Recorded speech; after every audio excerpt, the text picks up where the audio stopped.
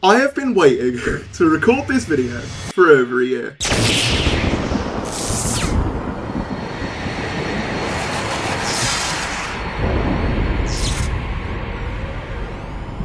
At the time that you're watching this, episode 7 of Doctor Who Season 2 Wish World will have just aired. However, for me, it won't be the first time I've seen a bit of the episode because I am in Doctor Who. In this scene, I make an incredibly brief cameo appearance, and I wanted to tell you guys how this happened and what the experience was like. And even though this happened over a year ago for me, it's still such a mind-blowing thing to have happen, and I just wanted to talk to you guys about it basically, and thank some of the people who made it happen and answer some of what I can only imagine are some of your inevitable questions.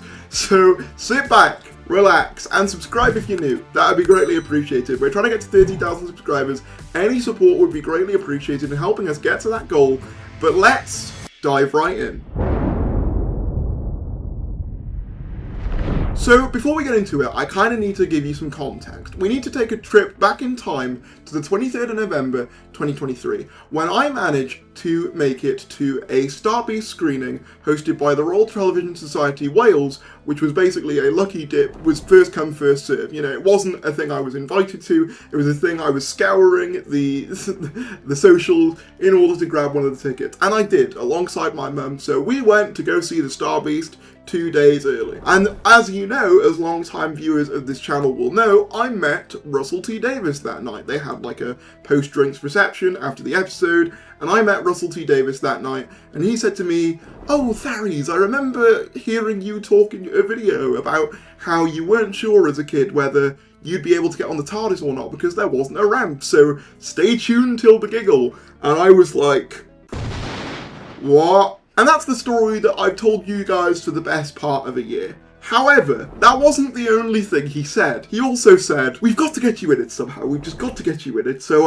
I'll put you in touch with some people and we'll make it happen." And I'm like, what? The night ends, I go home, and the 60th airs, and months go by and I don't hear much. So I think, you know, maybe it's not going to happen. You know, obviously season 1's approaching, season 2 filming is slowly beginning to wrap up. And then I start getting emails in March. First of all, from the BBC to make sure I wouldn't leak anything. And then from Chris May, one of the producers on Doctor Who, you've probably seen on Unleashed. Until finally, I got an email with a woman named Pepper, who is basically in charge of crowds on Doctor Who, is one of the people in charge of crowds on Doctor Who. I think you've probably also seen her on Unleashed. And they basically arranged for me to come in on the 23rd of April. And so I did. They also said to prepare some clothes for the scene. The explicit brief I was given was that I would be kind of, you know, living it rough, kind of almost sort of homeless kind of thing, very kind of downtrodden. So, and here's a couple of my kind of attempts at that costume. Most of it got changed on the day anyway, but here's some early attempts for you. But before I even got to the set, a brief kind of worry hit my brain, because I believe on the day I was there, 2 scenes being filmed for the same episode. An interior shot, as in like a, you know, an in-studio sort of scene, and then one filmed on location. And I was really worried about doing an on-location shoot. Specifically, I think it was the same shoot for this image from the Black Archive Gallery, because I knew that the filming people, who obviously go and visit and take pictures of filming, know like what I look like. I talk to them all the time. We see each other sometimes when I go visit filming. So I knew that if they saw me, the jig would be up. The leaker would have been leaked. Luckily, I ended up with the studio day of filming. I was only there for about a day, and so we head over on the 23rd of April. Something incredibly ironic too about that, and the reason why I remember so vividly about it being the 23rd, is on the 24th of April, it was announced that Tom Rhys-Harries would be joining the show, who would go on to play Ricky September in Dot and Bubble. And the reason why that's funny is because my real name is Thomas Harries. So you can imagine the day after I'd been to filming, seeing the headline Thomas Harries joins Doctor Who, I'm like, do they know? Someone leaked it? And luckily they hadn't. It was just someone with almost the exact same name, which is quite funny, but I digress. So we head over to Bad Wolf Studios. Now, we've never actually been to Badwell Studios before. I went with my mum. It was kind of like picking, who Charlie wanted to take to the chocolate factory. I ended up taking my mum. However, since we've never been before, we had to put it in the sat-nav. And we ended up at what I can only describe as a soft play area for children. And I was like, unless Doctor Who has changed pretty drastically in the last couple of months, I don't think this is the right place, Mum. And luckily, we did find the right place a few minutes after we went to the entrance, and you've probably seen the entrance on Doctor Who Unleashed and Instagram and things. There's a giant Dalek outside. There was like a cardboard cutout of a Wrath Warrior. We basically sit in reception and wait until Pepper, who is the crowd manager that I mentioned earlier, greets us, and before I know what's going on, I'm whisked into hair and makeup. So they basically rough up my hair and they dirty my nails to really kind of make it look like I am in this kind of downtrodden state, and it was really bizarre having hair and makeup done on an actual TV show, and on Doctor Who no less. And then I'm wished to costume, where they kind of change some bits around, and they give me like a dark leather jacket and a beanie, which is ironic because they just spent ages doing my hair and then they put a beanie on top of it anyway. But it doesn't matter because this is the final look. I'll admit, I don't think it's my best look ever. However, I think it works very well for the scene, because obviously, as you guys will know at this point, the context of this scene is that Conrad rules a kind of dystopian alternate society where, among other things, disabled people are kind of forgotten. Now, you might be wondering, how much did I know about season 2 and about the finale going into this, and, have all my theory videos been me just deliberately lying when I knew more details? And I can honestly say no. I deliberately said, don't tell me any more than I need to know. Obviously, in the scene that I'm in, there's talk about Conrad basically being god of Earth, and so I kind of knew this Conrad guy ain't a good bloke, and that he is probably going to control the Earth in this finale. But frankly, those details were also leaked via filming around the same time, so it wasn't exactly like I knew a ton more than a bunch of other people. Anyway, after that, go and do breakfast. And I have to say, Badwell Studios does a pretty good breakfast. This isn't, Dr. Unleashed, so I'm not going to do a whole 20-minute tangent about the breakfast, but it is pretty good. And then we head to the set. And obviously, there's multiple studios in Badwell Studios, and there's multiple, stages where they're doing multiple scenes at the same time. And one thing that, I just wasn't prepared for is just how huge Badwell Studios is. It's ginormous. It looks big on Unleashed, but it truly is massive. And I know that there's, massive studio spaces. And I was only in one of them, and there was about, 6, studio stages, I think. So I knew for a fact that when people were saying, oh, Doctor Who's been cancelled, they're renting out studio space, I'm like, that doesn't mean anything. That place is huge. We head to my scene, and funny enough, I catch a glimpse of something in the opposite studio to mine, which is kind of what I described at the time as this weird honeycomb-looking kind of building, this kind of structure. Now, I believe that is the interior of the Bone Beasts in episode 7 and 8, but of course, at the time, I didn't know that. It just looked like a weird honeycomb-looking thing. We head into my studio, well, not my studio, but the one that I'm going to be in, alongside all the other extras and characters. There's a giant tent in the middle of this huge black room, and we all huddle into this tent. And I gotta say, the set design for this scene is absolutely wonderful. It's really good. It's that you get so many little details just in the background that you can really appreciate when you're actually there. For example, obviously there was a screen with Conrad on it, kind of, proclaiming himself as leader. There's all this kind of graffiti on the walls and stuff. It feels like a really lived-in environment. And of course, my scene contains Minnie Gibson and Ruth Manley, and both were absolutely lovely. Ruth Manley in particular, she came and had a 10-minute conversation with all those extras in between takes, mainly about the food, because we were all talking about the evening meal, which was fish. Again, I don't want to keep bringing up the food, but just in case you were curious. But she was absolutely lovely, and she was like, oh, they finally got you on it then, and I was like, yeah, they did. And so, yeah, the scene itself, you guys have probably seen. It's basically Ruby meeting up with kind of the dispossessed in the episode, as they're called. Ruth Manley is basically saying, we kind of sit here and we fight and stuff, and the reason why our reality and our kind of part of the world doesn't make any sense is because Conrad doesn't think about us, which I have to say clicked with me after watching Lucky Day, because he says about, oh, she's on benefits and stuff. So all the little details that I'd seen a year prior started to click together the more I watched this year's series, which was a very rewarding experience, and it's why I held on doing this video as long as I did. But something I have to point out is just how lovely everyone on the crew is. They're absolutely wonderful. Shout out to the continuity manager who made sure that my hat, my beanie, wasn't constantly askew, because for some reason my head just doesn't like hats. And yeah, there's obviously also a scene where a cup goes through the table, which is what the tables don't do that line is all about, I assume. Obviously, I still haven't seen the episode, so I don't know how it fully comes together. What was really funny about that is, obviously, I imagine in the episode it looks quite impressive, but watching it happen in real time, you essentially just have a table that then gets moved out of shot, and then a cup that's placed on the floor. And then, someone off stage kind of shouts smash, as in, it's just been smashed.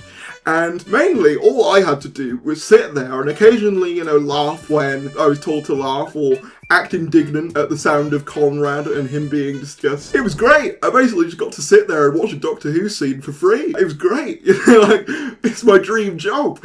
Admittedly, it was funny because there's one line that, Millie Gibson was kind of having to say over and over again because it was such a hard one. She was like, "How did Conrad become god of the earth?" She was getting really tongue-tied on it, which was quite funny. But yeah, she was a class act. A very, very good actress. Also, I want to shout out Alex Pillai, the director, who said, "Oh, you're the fan who's on it." And I'm like, yeah. That was another funny thing too. A lot of the extras, obviously, for them, it was just, that's their job. They just work as extras. For me, I was like, oh yeah, I'd kind of sort of been invited to be on it, and they were like, what do you mean? And then I kind of had to explain this whole situation that I'm explaining to you now. And I have to say, hearing the stories of the other extras was really lovely as well. Obviously, they're all, disabled actors working in the industry and stuff, and they were all so nice as well. And there was this one particular woman whose name I forget, but she was the lead in, I believe, an S4C production. And I remember this story and I wanted to tell it because it's really stuck with me. She was the lead of an S4C production that won an award, I think. It won not a BAFTA, but something similar to it. And the crew didn't pay for accommodations for her to go and accept the award. And it really just got me thinking about, how difficult it is to be a, disabled actor in this industry and stuff. And it made me really appreciate the scene I'm in even more, because obviously, in the context of the scene, it's about, disabled people being forgotten and stuff, which happens very much in real life. And I felt that it was especially lovely and a full circle moment for me to be in a scene about that when I was the one to kind of suggest the ramp. It was a very deliberate choice, I imagine, by Russell. I remember there being rumours for ages that I was in Lux. And obviously I said very specifically, guys, I'm not in Lux, which I didn't lie, I wasn't. But to be honest, I'm glad I was in this one, because I think it has a sort of special kind of, it feels full circle almost to be the one to suggest that, and then to be in that scene, it kind of just feels like a nice sort of full circle moment. So I'm basically on set most of the day. Obviously I swap in and out depending on different shots, because obviously some people aren't in different shots depending on who's the focus of the camera at the time. But yeah, I'm basically on set most of the day. It was about 6 to 8 hours all told. I had a great time. I didn't want to leave. But obviously at the very end, all the extras are being headed out. We take a picture, which I hope that they publish, of all the dispossessed, Ruth, and I believe Millie was there too, all of us together kind of at the end. Hopefully that'll get published, because I really want to have a copy of that picture. And so the day is wrapping up, we're all ushered away, and then Chris May, who was the producer I mentioned earlier, catches me and he goes, "Psst, psst, you want to see the TARDIS?" And I go, "Yeah." And so I do. And so this is that picture. And you'd also see a picture of the door and stuff as well. And I remember before we even got to the set, having to go through so many different corridors, including one that I can only describe as when you're in the back of an IKEA and there's just walls of furniture and things going on forever. That's basically what it looked like. Babel Studios is absolutely huge, especially because it was all in low light as well. So I imagine it's even bigger when all the lights are turned on. It looks even bigger when all the lights are turned on. But anyway, it felt like it went on forever, but eventually we reached the TARDIS console, where they display the TARDIS console room and, where they film it, essentially. And, I turned the corner and I was like, oh my god, there's the door. And he lets out a smile, and then I see it. Now, unfortunately, I didn't get to go on it at the time because they were doing some maintenance work to the TARDIS, I believe. I did manage to snap a sneaky couple of pictures. I also want to shout out the brother of one of the other extras was also a Doctor Who fan who I think liked my videos as well. There was a couple of people who worked at Bad Wolf who watched my videos, and I was told that throughout the day, which was slightly like mad as an experience. Like, oh, I'm a big fan. I'm like, you work on the thing I'm a fan of. You know, you're way beyond me. But anyway, yeah, he wanted to see the TARDIS too, so he went with us, and yeah, that was quite the experience. It's huge in real life. It's absolutely huge, and it was just the perfect capper to what was a wonderful day. And I don't think I'll ever forget that experience. And I want to give a special shout out to Pepper, who was the crowd manager, Chris, who, as I said, was the producer, Alex, who was the person at the BBC, obviously Russell as well for, you know, trying to like make sure that this happens and taking in my videos and taking in the ramp stuff. Like, it's honestly like was such a nice thing to have happen. The one thing that I kind of got from it is just how like much work goes into these productions. I think it's why my approach to criticism has kind of evolved, because whilst I'm very happy to be critical, I'm also very conscious of like how much people work on these things, and like obviously, you know, how much effort goes into things that you never even see. And it just really was kind of like a wonderful experience to kind of see all of it in action in a way. And I just want to thank everyone who helped me. You know, the costume people were absolutely lovely, who helped me get in and out of costume. You know, the makeup people, the like I said, the continuity person who made sure my hat wasn't astray. Like, you were all so fantastic, and it made for an absolutely lovely experience, and I cannot thank you enough for it. And I want to thank as well all of you, because none of this, what I've talked about today, would have been possible without you guys. Like, this was a dream come true for me, and it feels like a very full circle moment for me as a person and for the channel as well. That doesn't mean obviously that videos will stop after this, far from it. I've got a lot more to say, I always will, but it does just feel like a moment that is kind of the culmination of everything that's happened on here. But none of that would have been possible without you guys watching and subscribing and liking, and I'll never forget that. And I just want to thank you all from the bottom of my heart for everything that you've done. I promise there are no secret other appearances, at least as far as I know. Well, no, not that anyone will believe me now. I'm basically like David Tennant or Andrew Garfield. I heard about it, and I did see it, and it's a Photoshop. Thank you all for watching. I'm sure that if there's any other questions and stuff I missed, I'll probably answer them at some point. Thank you very much, and I will see you later.